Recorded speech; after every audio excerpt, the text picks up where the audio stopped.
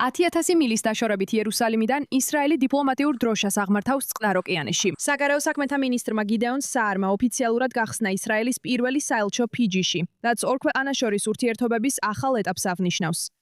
ინაუგურაციამდე გიდეონ საარი ფიჯის ხელმძღვანელობის მიერ გამართულ ტრადიციულ მისალმების ცერემონიალს დაესწრო, რაც როგორც წესი მხოლოდ სახელმწიფოს მეთაურებსა და გამორჩეულ სტუმრებს ეძლევათ. დღევანდელი ნაბიჯით ისინი ნათლად გამოხატავენ ჩვენს განზრახვას. გავაღრმავოთ მეგობრობა ფიჯისთან და წყნარი ოკეანის კუნძულების ქვეყნებთან.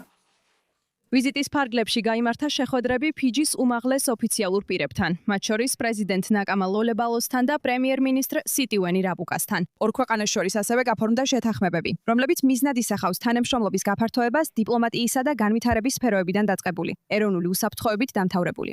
ფიჯიმ და ისრაელმა დიპლომატიური ურთიერთობები 1970 წელს დაამყარეს, თუმცა ბოლო წლებში ამ ურთიერთობამ ახალი იმპულსი შეიძინა.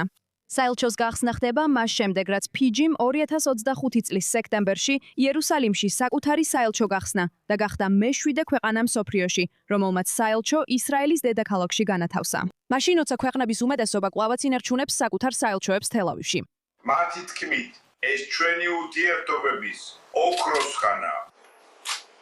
ჩვენ ვცნობთ ისრაელის ლეგიტიმურ უსაფრთხოების შეშფოთებებს და ვადასტურებთ მის სუვერენიტეტს და სუვერენულ უბლებას დაიცვას თავისი ხალხი ტერორიზმისა და მისი ასემობისთვის საფრთხეების წინააღმდეგ.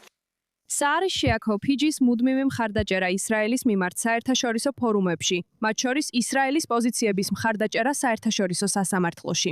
მაგრამ ფიჯის ფარგლებს გარეთაც, ახალი მისია უფრო ფართო სტრატეგიულ მნიშვნელობას. სუას დედაქალაქში მდებარე საელჩო ისრაელის რეგიონულ ცენტრად იმოქმედებს წყნარი ოკეანის დიდი ნაწილისთვის, რაც ხელს შეუწყობს არა მხოლოდ ფიჯისთან, არამედ რეგიონის სხვა კუნძულოვან ქვეყნებთან ურთიერთობების გაძლიერებას. და ორი ქვეყნისთვის, რომლებიც ოკეანეებითა და კონტინენტებით არიან დაშორებულნი, მათი ლიდერები ამბობენ, რომ ურთიერთობა მხოლოდ ახლა იწყება.